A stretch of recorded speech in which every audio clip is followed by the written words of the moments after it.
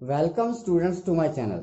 आज हम plus two class का नेक्स्ट लेसन पढ़ने जा रहे हैं, इलास्टिसिटी ऑफ डिमांड यानी मांग की लोच।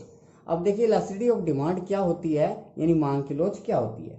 देखिए मांग की लोच से ये पता चलता है कि एक जो वस्तु है उसके प्राइस, कंज्यूमर की इनकम और रिलेटेड गुड्स के प्राइस में चेंज होने से उस वस्तु की क्वांटिटी में होने वाले चेंज के माप को क्या बोलते हैं, मांग की लोच कहते हैं।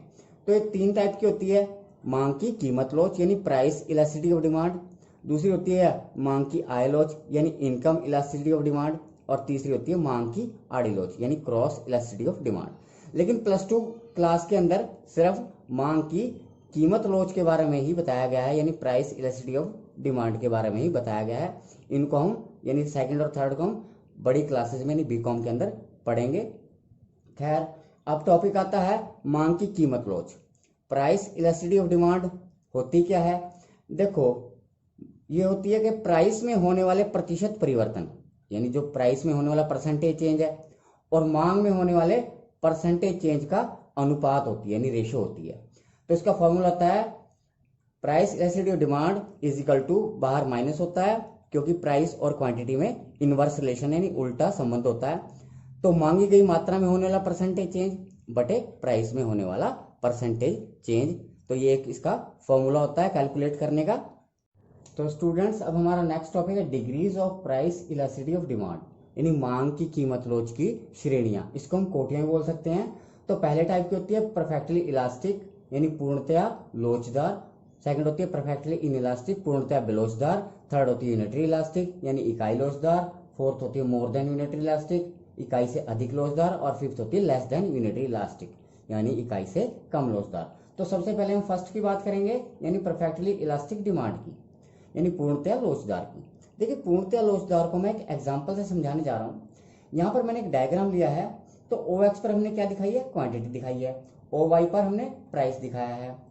तो जब प्राइस 10 रुपये है, हम एग्जाम्पल लेके चल रहे हैं कि CFL जो ट्यूब्स होती हैं तो उसका जो प्राइस है वो मान लो 10 रुपीज़ है। और जब 10 रुपीज़ है तो कंज्यूमर उसकी कितनी भी क्वांटिटी खरीद सकता है, 1 2 3 4।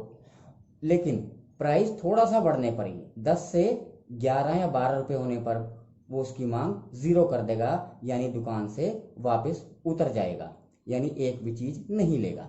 तो हम कहना चाहेंगे कि प्रचलित कीमत पर मांग अनंत होती है, कीमत के थोड़ा सा बढ़ने पर ही मांग शून्य हो जाती है। तो इसको जो हम डिनोट करते हैं तो ED is equal to infinite से दिखाया करते हैं इसको। तो इसको बताना चाहूंगा मैं आपको कि जो ये DD है, आप देख रहे हैं DD लाइन है, ये OX के पैरेलल है यानी समानांतर है। तो ये जो डायग्राम है ये पूर्णतया लोचदार यानी परफेक्टली इलास्टिक डिमांड का डायग्राम है। अब नेक्स्ट है हमारा परफेक्टली इनइलास्टिक यानी पूर्णतया बेलोचदार। तो पूर्णतया बेलोचदार, इसको मैंने एक डायग्राम बनाया है एग्जांपल के लिए। मान लो आपके घर में सॉल्ट यानी नमक जो यूज हो रहा है वो 2 kg यूज हो रहा है, 2 kg यूज होता है पर मंथ। जब प्राइस 10 है तब भी आप 2 kg खा रहे हैं, जब प्राइस बढ़ के 20 हो जाता है तब भी 2 kg यूज करेंगे, 30 होने पर भी 2 kg ही यूज करेंगे और 40 होने पर भी 2 kg ही यूज करेंगे। यानी आप उसकी क्वांटिटी को घटा नहीं सकते। तो इस तरह की जो कंडीशन होती है उसको हम परफेक्टली इनइलास्टिक डिमांड की कंडीशन कहते हैं। तो इसमें जो हमारा DD होता है वो OY के पैरेलल होता है, आप देख रहे हैं OY के पैरेलल है। तो जब प्राइस में चेंज होने पर मांग में कोई चेंज नहीं होता उसको हम बोलते हैं पूर्णतया बेलोचदार। तो इसको लिखेंगे ED इज इक्वल टू 0। अब थर्ड है यूनिटरी इलास्टिक। तो यूनिटरी इलास्टिक क्या होती है, इकाई लोचदार मांग को कहते हैं। तो होता क्या है, जब वस्तु के प्राइस में चेंज होने पर वस्तु की मांग में इतना चेंज होता है कि वस्तु पर किए जाने वाला टोटल खर्च स्थिर रहे तो उस कंडीशन को इकाई लोचदार मांग कहते हैं।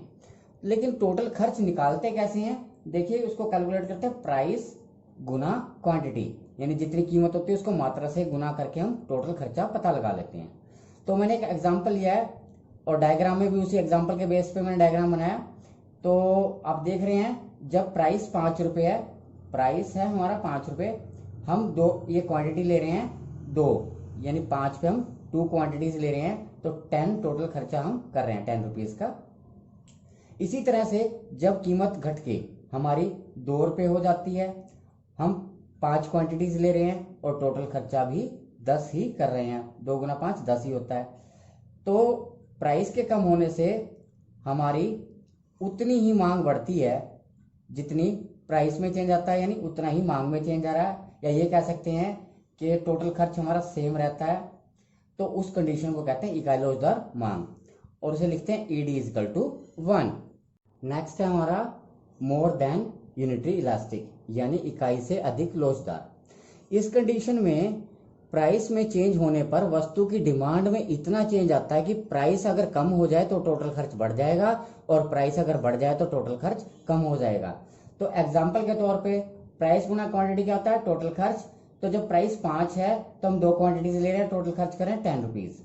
इसी तरह जब प्राइस कम होकर 4 हो जाता है तो हम 5 क्वांटिटी लेते हैं तो हमारा खर्च बढ़ के 20 हो जाता है। यानी प्राइस कम होने से हमारा खर्च बढ़ रहा है और प्राइस बढ़ने से हमारा खर्च कम हो जाता है। इस कंडीशन को कहते हैं इकाई से अधिक लोचदार मांग। तो ईडी, इसको लिखते हैं ईडी ग्रेटर देन 1। और लास्ट टॉपिक है लेस देन यूनिटरी इलास्टिक, यानी इकाई से कम लोचदार। देखो इकाई से कम लोचदार मांग क्या होती है, प्राइस में चेंज होने पर वस्तु की डिमांड में इतना चेंज आता है कि प्राइस अगर कम हो जाए टोटल खर्च भी हमारा कम हो जाएगा, और अगर प्राइस हमारा बढ़ जाए तो कुल खर्च भी हमारा बढ़ जाएगा। तो एग्जांपल के लिए देखो टोटल खर्च कैसे निकालते हैं, प्राइस गुना quantity equal to total expenditure, यानी टोटल खर्चा। तो जब कीमत 5 रुपए है, आप देख रहे हैं कीमत 5 रुपए है, तो हम 2 क्वांटिटी ले रहे हैं तो टोटल खर्च हुआ हमारा 10, 5 मल्टीप्लाई बाय 2 इक्वल टू 10। इसी तरह जब प्राइस घट के 3 रुपए हो जाता है तो हम 3 क्वांटिटीज लेते हैं तो हमारा खर्च होता है 9। तो यानी प्राइस के कम होने से हमारा खर्च भी कम हो रहा है, और इसी तरह प्राइस के बढ़ने से हमारा खर्च भी बढ़ रहा है, यानी दोनों एक ही दिशा में काम कर रहे हैं। ये कंडीशन होती है इकाई से कम लोचदार मांग की। तो इसको लिखते हैं ईडी लेस देन 1। तो स्टूडेंट्स आज के लिए इतना ही। इसके नेक्स्ट पार्ट जो है हम नेक्स्ट वीडियोस में देंगे।